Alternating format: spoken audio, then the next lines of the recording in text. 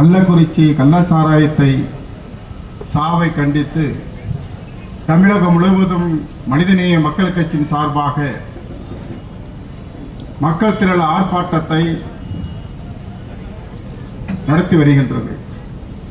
தலைவர் பேராசிரியருடைய தலைமையில் சென்னையிலும் கட்சியினுடைய பொதுச்செயலாளருடைய தலைமையில் தாம்பரத்திலும் நடைபெற்றுக் கொண்டிருக்கின்றன. காஞ்சிபுரம், கல்பாக்கம் உள்ளிட்ட பகுதியில் தமிழ்நாடு முழுவதும் ஏறத்தாழ 52 இடங்களில் இந்த போராட்டம் நடைபெற்றுக் கொண்டிருக்கின்றன. இதனுடைய விரைவாக என் கட்சியினுடைய பொதுச் செயலாளர், சட்டமன்ற உறுப்பினர், ஆட்சி கமிட்டி தலைவர் அவர்கள் மக்களுக்கு எடுத்துரைப்பார்கள். கள்ளக்குறிச்சியுடைய சாவை பொறுத்தவரை அது மட்டுமல்ல, மனிதநேய மக்கள் கட்சியுடைய அடித்தளம் கொள்கையே மதுவுக்கு எதிரான கொள்கைதான். தமிழகம் மட்டுமல்ல, இந்தியாவில் உலகம் முழுவதும் ஒரு அரசியல் கட்சிக்கு திராணி தெம்பு இருக்குது என்று சொன்னால் மதுவுக்கு எதிராக அது மனிதநேய மக்கள் கட்சிக்கு மட்டும்தான்.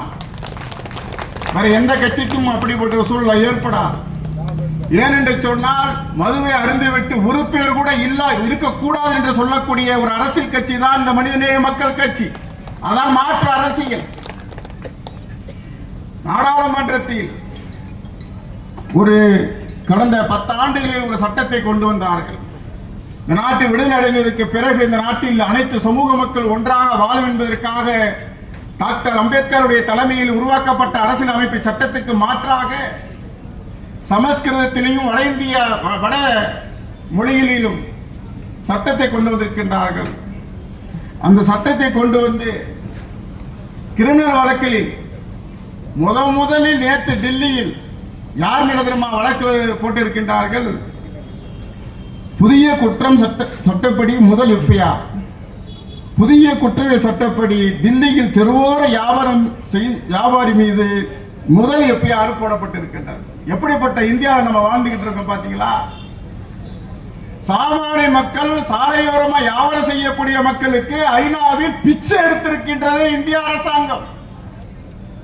உலகத்தில் இருக்கக்கூடிய ஐநா மன்றம் உலகம் முழுவதும் இருக்கக்கூடிய சிறு வியாபாரிகளுக்கு வாழ்வாதாரத்தை உறுதிப்படுத்த வேண்டும் என்பதற்காக டெல்லிக்கு பிச்சை கொடுத்து அந்த பிச்சை பணத்தில் தான் இன்னைக்கு மத்திய மந்திரிகளால் உணவு தின்று கொண்டிருக்கின்றார்கள்.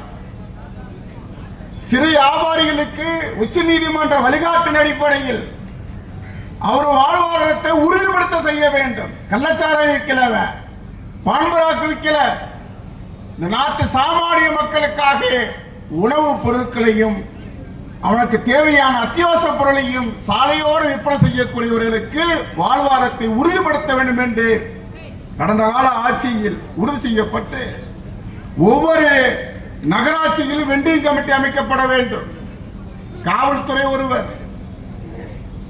போக்குவரத்து காவல்துறை ஒருவர், நகராட்சியை சேர்ந்த ஒருவர், இந்த கமிட்டியில் இருக்கக்கூடிய வியாபாரிகளை சேர்ந்தவர்கள் இணைந்து வெண்டிங் கமிட்டி அமைக்கப்பட்டது. மனிதநேய மக்கள் கட்சியினுடைய ஒட்டுமொத்த கோரிக்கையை ஏற்று தாம்பரத்தில் அது அமைக்கப்பட்டது, சென்னையில் இருக்கின்றது. ஆனால் தொடர்ச்சியாக திராவிட முன்னேற்ற கழகம் வெற்றி பெற்றதற்கு பிறகு மாமன்றத்தில் கோரிக்கை வைக்கின்றோம், அமைச்சரிடத்திலே கோரிக்கை வைக்கின்றோம், வெண்டிங் கமிட்டி அமைக்கிறார்கள், சாலையோர வியாபாரிகளுக்கு வாழ்வாரத்தை உறுதிப்படுத்துங்கள் என்று சொல்லுகின்றோம். நான் மாமன்ற உறுப்பினராக தேர்ந்தெடுத்த பிறகு ஏறத்தாழ 10 முறை மாமன்றத்திலே மனு கொடுத்திருக்கின்றோம். ஆனால் ஏசிலே உட்கார்ந்து கொண்டு நேரடியாக வரக்கூடிய அதிகாரிகள் ஏதோ சாலையோர வியாபாரி என்று சொல்வார் இலக்கணமாக கேவலமாக பார்க்கக்கூடிய நிலையில் இருந்து கொண்டிருக்கின்றார்கள். சாலையோர வியாபாரிகள் வாங்கக்கூடிய பல்விளக்கிற பேஸ்டுக்கும் அது வரிதான், அம்பானிய அதானியில் வாங்கக்கூடிய பேஸ்டுக்கும் அது வரிதான், சாலையோர வியாபாரிகள் போட்டிருக்கிற செருப்புக்கும் அந்த 12% வரிதான்.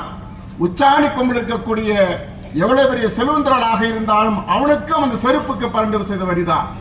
இதுதான் அரசாங்கம் சேமித்து வரிப்பணத்தை இன்றைக்கு கள்ளக்குறிச்சியில் தலா 10 லட்சம் ரூபாய் அரசாங்கம் கொடுத்திருக்கின்றது.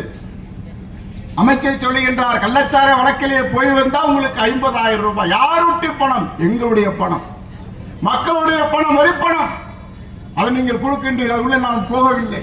பூரண மதுவிலக்கு எந்த நேரத்தில் எப்படி வருமோ அந்த நேரத்தில் நாம் போராடுவோம், மூர்க்கத்தனமாக போராடுவோம். ஆனால் இங்க இருக்கக்கூடிய அதிகாரிகளுக்கு ஒரு வேண்டுகோள், மாநகராட்சி அதிகாரிகளுக்கு, தேசிய நெடுஞ்சாலை பொறுக்கிகளுக்கு தள்ளு வண்டியை உடைக்கின்றார்கள். உத்தரப்பிரதேசத்தில் நடைபெறவில்லை, துனிசியாவில் நடைபெறவில்லை. இந்தியா ஒரு ஜனநாயக நாட்டில், திராவிட மாடல் ஆட்சி நடத்தக்கூடிய ஒரு நாட்டில் தேசிய நெடுஞ்சாலையில் கைப்பெண் என்று சொல்லுகின்றார் தளபதி அவர்கள். முதலமைச்சர் டாக்டர் கலைஞர் அவர்கள் சொன்னார், கணவனால் கைவிடப்பட்ட பெண்மணியுடைய வண்டியை உடைக்கின்றீர்கள், தள்ளி செல்லக்கூடிய பல வண்டியை உடைக்கின்றீர்கள். நீங்கள் உங்க குடும்பத்தில் சோறு கூட உங்க சம்பள படத்தில் நீங்க சாப்பிடல. தேசிய நெடுஞ்சாலைத்துறையை சொல்றேன், நீங்க சாப்பிடுற பணம் கூட முறைகேடாக சாப்பிடக்கூடிய பணங்கள். ஆனால் எங்களுடைய சகோதரர்கள் வட்டிக்கு சின்ன சின்ன பொருளாதாரத்தை வாங்கி 10,000 ரூபாய் 20,000 ரூபாய் வட்டிக்கு வாங்கி, அதை தள்ளு வண்டிக்கு வாடகைக்கு வாங்கி, அன்றைக்கு காலையில பழங்களை வைத்து ஜூஸ் வியாபாரம் பண்ணி மக்களுக்கு நேர்மையான வியாபாரம் செய்யறானா அவர்கள் தான் தேசப்பற்றாளர்கள். நீங்கள் தேசத்தினுடைய துரோகிகள். ஆகையால் நம்முடைய மாண்புமிகு அமைச்சர் பேரை சொல்றான், உடனே நோட்டீஸ் அடிச்ச அமைச்சர். ஆளுங்கட்சியில் யாருமே தலையிடல, ஏன் சட்டமன்ற உறுப்பினர் கூட தலையிடல. அவங்க தேசிய நெடுஞ்சாலையில போக்குவரத்தை சரி செய்ய செஞ்சாங்க. ஆனா எச்சப்பயலுக அதாவது நான் வருவாய்த்துறையை சொல்றேன், தேசிய நெடுஞ்சாலைத்துறை சொல்றேன், ஹைவேஸ் தாம்பரம் மாநகராட்சி செய்யல. தேசிய நெடுஞ்சாலை எச்சப்பை பொருத்தனமா பிரியாணி ஓசியில கேட்டதுக்காண்டி கொஞ்சம் வெயிட் பண்ண ஒரு பிரியாணி கடைக்கார சொல்லியிருக்கிறார், கொஞ்சம் வெயிட் பண்ண பிரியாணி தரேன்னு சொல்லியிருக்கிறார். இந்த வெயிட் பண்ண ஒரே காரணத்துக்காக அவர் புதிதாக ஒரு கடையை ஓபன் பண்ணுகின்றார் வெற்றி தேட்டருக்கு பக்கத்துல. மானியம் கட்டவங்க அப்படி என்ன பிரியாணியை சாப்பிடணும், 5 லட்சம் ரூபாய் பிரமாண போர்டுகளை உடைத்திருக்கின்றான். அவனுக்கு ரூல்ஸ் தெரியல. எங்க தலைவர் பொதுச்செயலாளர் அனுமதி கொடுத்தோம்னா அன்னைக்கே அந்த இடத்துல நகர முடியாது, அந்த அளவுக்கு நான் பண்ணிருப்போம். அனுமதி கொடுக்கல, அந்த கடையை உடைத்து தூக்கி போட்டு போயிட்டே இருந்துட்டான். 2வதா தள்ளு வண்டியை உடைக்கிறான். தள்ளு வண்டியை உடைச்சது யாரு காரணம்? நாளைக்கு அதிகாரி ஓட்டு கேட்க வருவான் மக்களிடத்துல ஓட்டு வாங்க கேட்பது யார்? மாண்புமிகு அமைச்சர் அவர்களும் சட்டமன்ற உறுப்பினர்களும் மண்டல குழு தலைவர் அவர்களும் மேயர் அவர்கள் தான் ஓட்டு கேட்க வர முடியும். நீங்க சரியாக செஞ்சிட்டீங்க, எங்களுக்கு தெரியும். சம்பந்தப்பட்ட அதிகாரிகள் மீது துறை நீதியான நடவடிக்கை அவங்களை எடுக்க வேண்டும் என்று மனிதநேய மக்கள் கட்சி கேட்டுக்கொள்கிறது. வலுவாக இந்த கோரிக்கை வைக்கின்றோம். வருங்காலத்தில் ஒழுங்குபடுத்துங்க. எங்க வியாபாரிகள் மட்டும் சரின்னு நான் சொல்லல வரல, எங்க வியாபாரி தப்பு செய்யறாங்க, நீங்க ஒதுக்க கொடுக்கப்பட்ட இடத்தை விட்டு மீறி வர்றாங்க, அதை ஒழுங்குபடுத்துங்க. அதுக்கு தானே காவல்துறை இருக்கு, அதுக்கு தானே மாநகராட்சி இருக்கு. ஃபர்ஸ்ட் வெண்டிங் கமிட்டி அமைங்க. வெண்டிங் கமிட்டி ஏன் அமைக்க மாட்டேங்கிறீங்க? உங்க மேல தவறு இருக்கு. ஏன்னா திருட்டுத்தனமா 30-40 கடையை போட்டு மாமூல் வசூல் பண்றீங்க. போலீஸ் இல்ல, நான் யாருக்கு சொல்லுங்க புரியும். திருட்டுத்தனமா வியாபாரி, இவங்க ஏழை வியாபாரியுடைய பெயர்ல 40 கடையை போட்டு பிச்சை எடுத்து நீங்க என்ன செய்யுங்க? காலையில இருந்து வெயில உட்கார்ந்து இருக்கிறான், அவன்கிட்ட நீங்க வசூல் பண்ணி சாப்பிட்டு போறீங்க. அதனால வெண்டிங் கமிட்டி அமைக்க மாட்டேங்கிறீங்க. நீங்க நேர்மையா இருந்தா போதுமா? கீழே இருக்கிறவங்க நேர்மையா இருக்கணும்ல. ஆகையால் வெண்டிங் கமிட்டி அமைக்க வேண்டும்.